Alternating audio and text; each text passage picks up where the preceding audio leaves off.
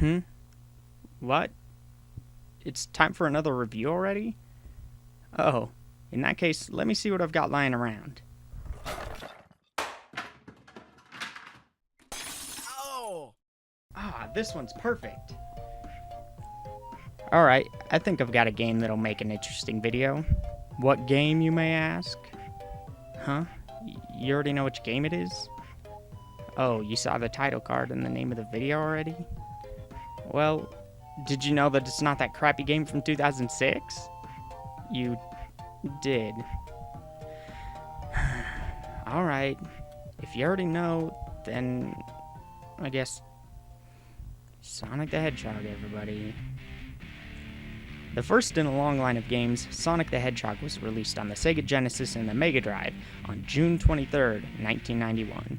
Though Sega had already tried to create a long-lasting mascot for their brand many times before, Sonic was the first one to really compete head-to-head with Nintendo's Mario and actually stand a chance.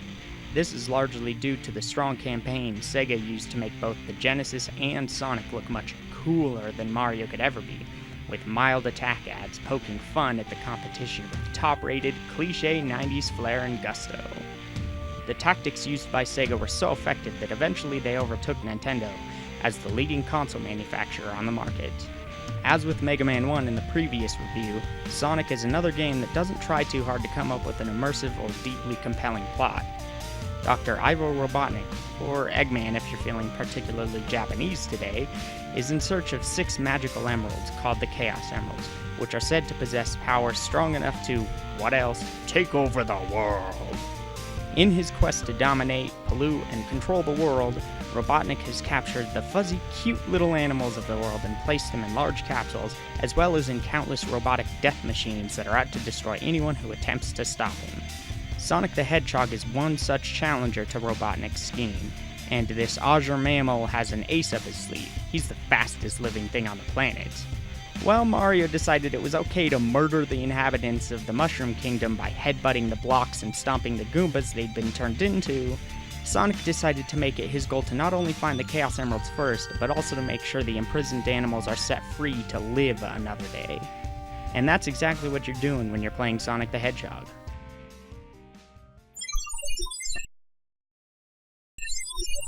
While playing the game, you are tasked with destroying Robotnik's evil machines known as Badniks, as well as collecting all 6 emeralds, and you need to do this as quickly as you possibly can. Sonic 1 begins with one of the most well-known stages and one of the most iconic songs in all of gaming, both simply known as Green Hill Zone. Each zone in early Sonic games is broken up into multiple sections called acts. While most stages in future titles only have 2 acts each, the first game in the series has a whopping 3 acts per stage. This format was likely used so that the player had as many chances as possible to enter the special stage rings at the end of the first 2 acts, with the third act housing a boss at the end. Special stages are where Sonic gets a chance to find a Chaos Emerald. Normal stages in Sonic are designed around one main mechanic that sets the game apart from the others at the time. Speed? No, that's a common misconception. Sonic the character is based on the idea of speed, and that's what advertisements touted, but that's not what the games themselves center around. Actually, the gameplay design in early Sonic games was all about momentum. The team who designed Sonic's gameplay built what, at the time, was an extremely elaborate physics system into the game. The game didn't only take regular factors like speed and length of button presses into account when deciding how the character would react to player input. Things like position, slope angles, and gravity also had a full effect on Sonic. Position and angle were taken into account not only by the pixel, but by the subpixel, of which there are 256 per every pixel, both on the horizontal and vertical axis. This not only leads to many exploits for experienced speedrunners, but also to completely dynamic and unique gameplay for everyone who plays. And the multitude of paths throughout each level only adds to the replayability. No Sonic playthrough is the same as another. In order to take full advantage of this system, the designers chose to make rounded tiles that could be used for curving slopes. These curves added a whole new dimension to the platformer genre, because when combined with the advanced physics system, players could really delve deep into strategic play. It's hard to explain the effect these additions had, so it's honestly best to simply play the game if you haven't already. And really, who hasn't? Special stages, meanwhile, take place in a sort of pinball-esque board that is constantly rotating in one direction or the other. These stages are usually somewhat maze-like and include things like bumpers that Sonic bounces off, reverse blocks that change the direction the stage rotates in, blocks that speed up the stage and slow it down, and crystals that need to be touched repeatedly in order to make them disappear so that Sonic can pass by. Watch out for the blocks that say goal on them, however, as these are actually completely deceptive in name. Goal blocks end the stage, meaning you failed to collect the Chaos Emerald, and if you're going for the true ending, you will need to collect all 6 emeralds.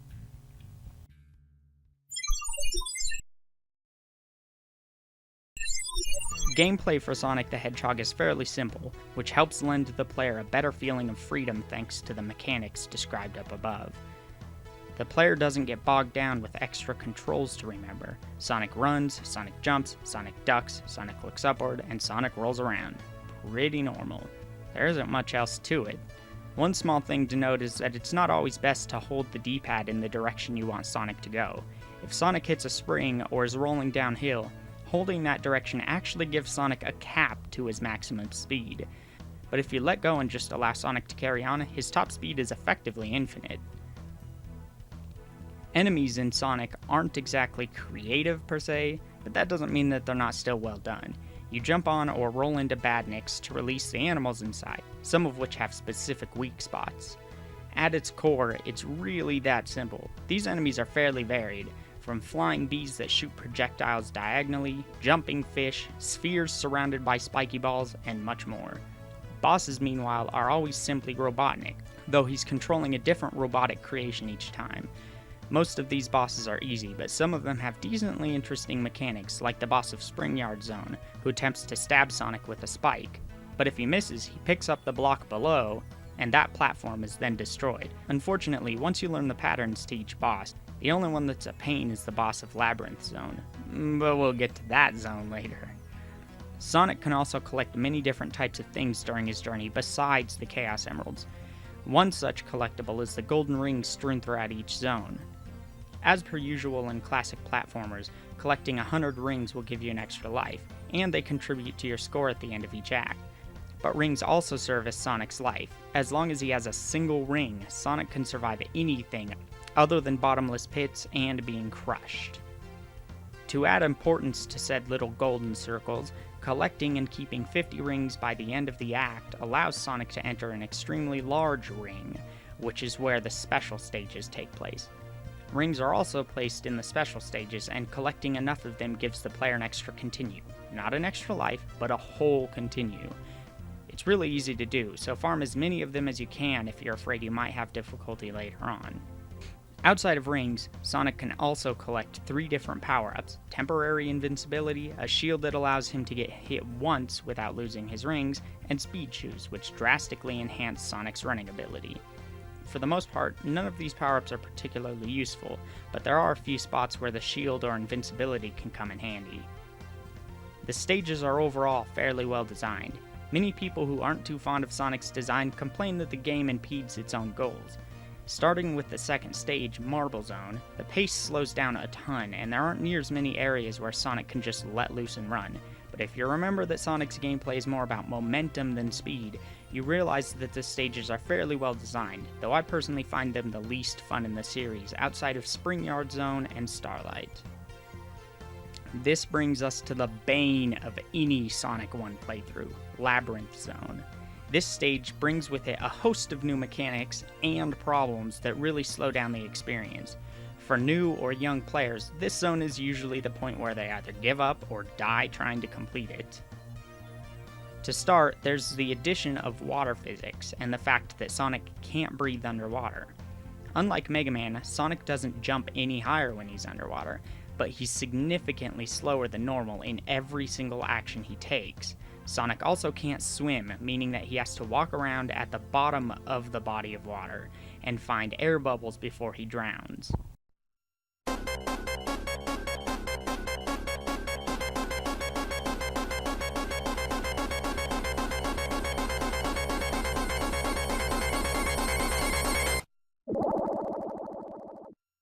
Man, I hated that jingle when I was a kid, to the point where I would rush to reset the Genesis before Sonic died.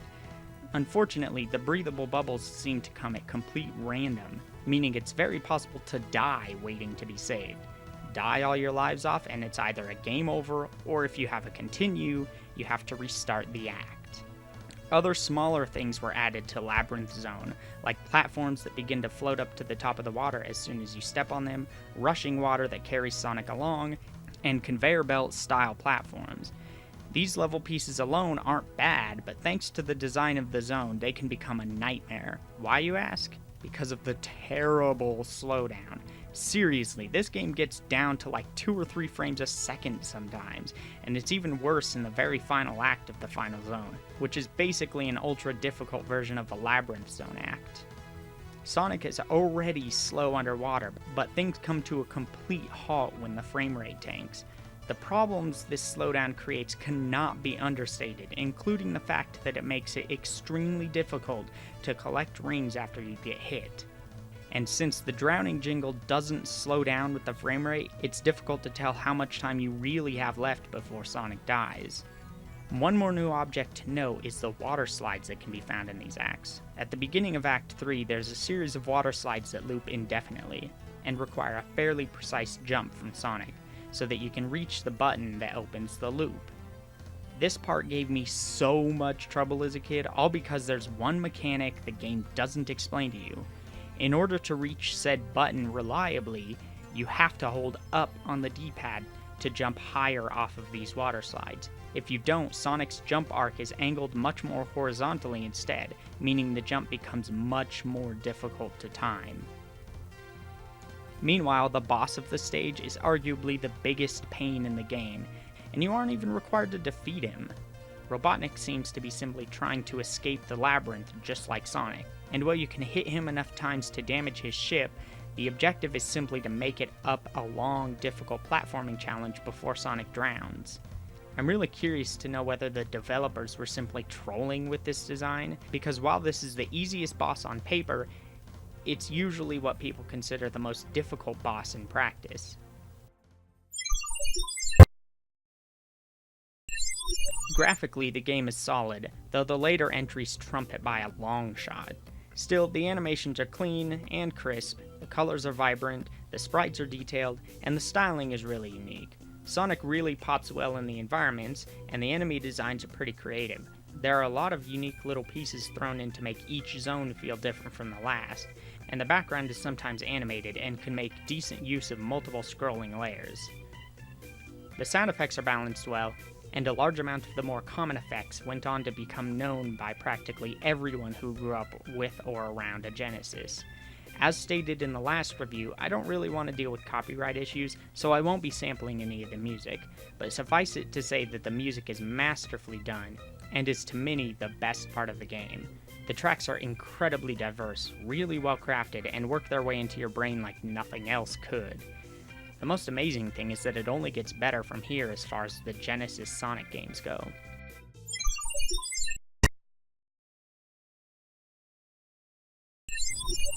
Overall, Sonic the Hedgehog is a really great start to an awesome franchise. The game is beautiful both visually and audibly, and it has many ways to play which can keep most players coming back. While it does have some pretty major hiccups, it's a game worth completing at least once, even if you don't get all the Chaos Emeralds. But in the end, the much superior sequels outshine this game by miles. The core of a truly great game is here, and you can tell that the team behind it was talented. They really enjoyed what they were trying to do, but it doesn't quite live up to its potential in the end. But that doesn't mean it's not worth trying, especially if you're used to the hit or miss quality of Sonic titles today. See you guys and gals next time.